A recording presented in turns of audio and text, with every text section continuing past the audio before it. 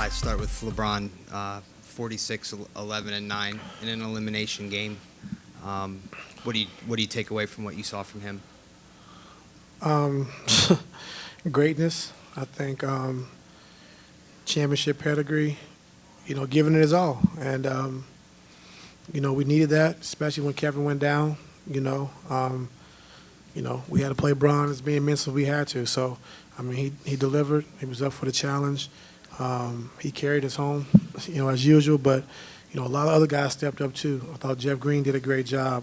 I thought Clarkson came in and gave us some good minutes. George Hill being aggressive. Larry Nance, playing that whole fourth quarter. So, guys really chipped in and helped, in the absence of Kevin. And, LeBron brought us home, as usual. Big shots, playing through, being tired and fatigued. But we needed him to be big, and he was big. And then, you basically played 8 guys, I guess, maybe less, and with Kevin being out and the way LeBron had to play tonight and the other guys had to play, do you worry at all about them having enough left in the tank for one more? Enough, meaning, as in what? Just enough energy, enough. Oh, man, come on. You ain't got no choice. One game from the finals, Game 7. I can get out there and do something for that. Come on, got to be ready to play. No excuses. Game 7 to go to the NBA Finals. We got to be ready. Ty, David McGrath, ESPN. After Larry Nance fell into LeBron's leg, what did you see? How did you think that affected LeBron's game, if at all? Well, we were short on timeouts, and I was about to take one, and Bron said, "No, I'm good," and then came and scored right the same possession. So I think he might have just banged his knee, but other than that, he's fine. And Kevin, have you a chance to check in with him? No, I haven't had a chance to see the medical staff. I know at halftime they was evaluating him, but I don't know anything right now.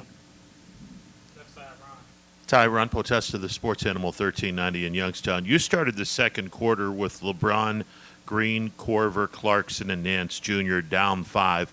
Outscored Boston 26-13 in the first 8:37 using that lineup in the second quarter. Can you talk about the defensive presence of that lineup in the second quarter? I thought he did a great job defensively. That's what got us back in the game. I thought we got stops and then was able to get out and run and get in transition. And I thought Clarkson came in and gave us a defensive lift, 5 rebounds, rebounding the basketball. Nance was great on switching out, guarding smaller guards and having 2 steals and rebounding the basketball. Jeff, a versatile player who can guard, multiple positions, and Bron. And then you got Kyle just, fighting and competing. So I thought we had a scrappy unit out there, and they provided and, helped us out in that second quarter. Ty, Kenny wrote at WHBC, only 9 turnovers tonight for 7 points. How much of an emphasis was there from you, the coaching staff, to the guys about valuing the basketball in this elimination game?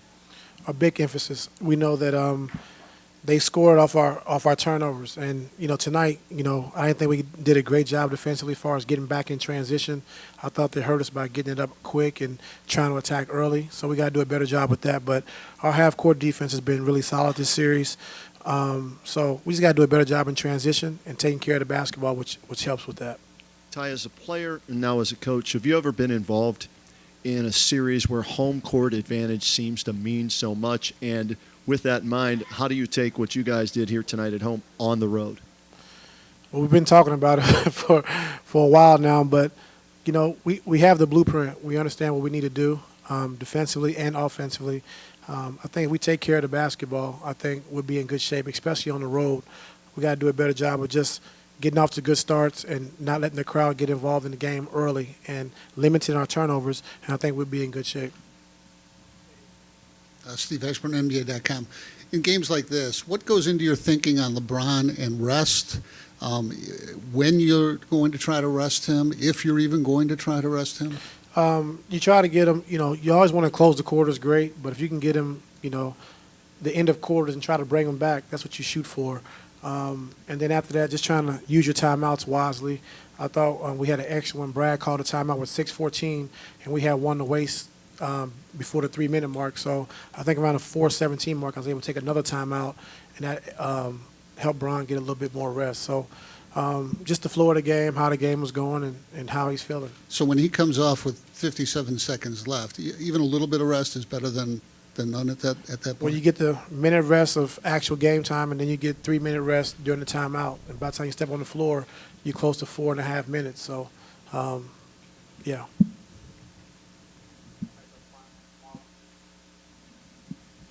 Marla Ridenour, Akron Beacon Journal. LeBron scored 12 points after he banged legs. Could you tell at all that he was feeling that? I tried to give him the bang his other knee, so then we could have had 24. But no, he just fought through everything tonight, man. He was huge, and that's what you expect out of the best player in the world. You know, you expect games like this on elimination nights, and I think he's the all-time leading scorer on elimination games. So, you know, add this to it. Jeff Shadell, News Herald. Hey, Ty, we all know what a three-point shooter Kyle is, but you like him winning, getting that jump ball with Baines. Could you talk about the way he plays overall? I mean, you know, he plays like a champion, you know, and he plays to win every single night, no matter what it is. If it causes for him to come off screens for 35 minutes and not get one shot, but he's causing confusion and we're scoring the basketball, that's all he cares about. He doesn't care about shots. He doesn't care about if he's making baskets. All he cares about is winning, and that's what you need, you know, out of veteran guys. And that's what he's showing. You know, that's what he shows since he's been here and throughout his career. But just him competing, you know, boxing out all the time, taking charges, you know, in the right place defensively all the time. And you can count on him defensively, you know. Not the best, you know, one-on-one, you know, 37 years old, but when it calls for help defense and being in the right place, in the right spot, you can count on Korver to be there every time. Hi, Ray Jasky from ESPN 990. Could you talk about how important Larry Nance's emergence was, or his performance was tonight? 5 of 5, 10 points, 7 boards, a couple of steals, 21 minutes, over and against Kevin's departure with the injury. Just how big was that for you? It was huge. I think Tristan did a great job of being physical early, you know, shutting Horford down early. That's a big emphasis of ours going into this series. And then Larry came in and, you know, they cut the lead to 7. I think Bron went to the hole and missed an easy shot.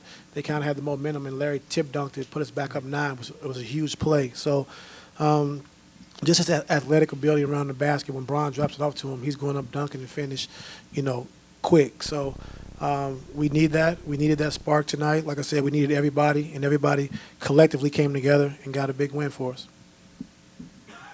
Hey, Coach. Michael from ESPN China. J.R. Smith played 38 minutes, 5.3 rebound, you know, shooting 28%. Are you concerned about his efficiency? Anything else he does, you know, behind the stat sheet? I mean, you know, JR shots, you know, they come sporadic, so you can't, you know, ask him to make every shot. But, you know, we want him to take every shot that he gets. And, you know, I think defensively he's been great, you know, just doing a good job on Tatum, being physical, trying to deny the basketball, switching on the bigs, boxing out. You know, so, you know, one thing about JR, you're going to get scrapping, you're going to get competing. And we needed that tonight from him. Like I said, he only got 7 shots, but I thought defensively he was really good. Branson Wright, Cleveland playing dealer. Ty, how encouraged are you on how the guys responded with Caleb out? Very encouraged, very encouraging. You know, I think, you know, when you lose an all-star like Kevin and our second go-to guy, pivotal part of what we're trying to do, and when he goes down, and then you can help your brother up, and that's what they did. You know, Kevin left the game. He didn't come back, and, you know, guys got together, and they played. They played for Kevin. They played for each other, and was able to get the win.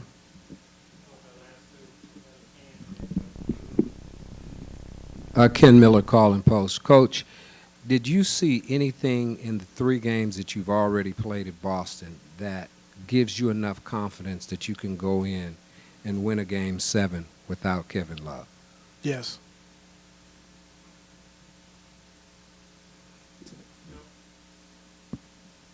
Ty, I think when Kevin went out, pretty quickly thereafter you started to switch everything, which I know you had gone away from that earlier in the series.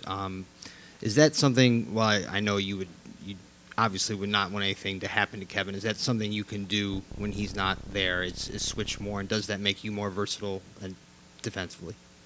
You can switch more. I think when Jeff's in there playing that position, makes you more versatile defensively. But, we miss his rebounding, we miss his offensive ability. So, it kind of all cancels out. But, we did start switching more. I thought we did a good job with that. I thought we did a good job with our double teams when they had mismatches on the post. We timed it perfect, and we got some 24-second violations, a couple turnovers. So it looked good. We got to continue to keep getting better at it. But I thought for the first time using it in this series, I thought the guys did a good job with it.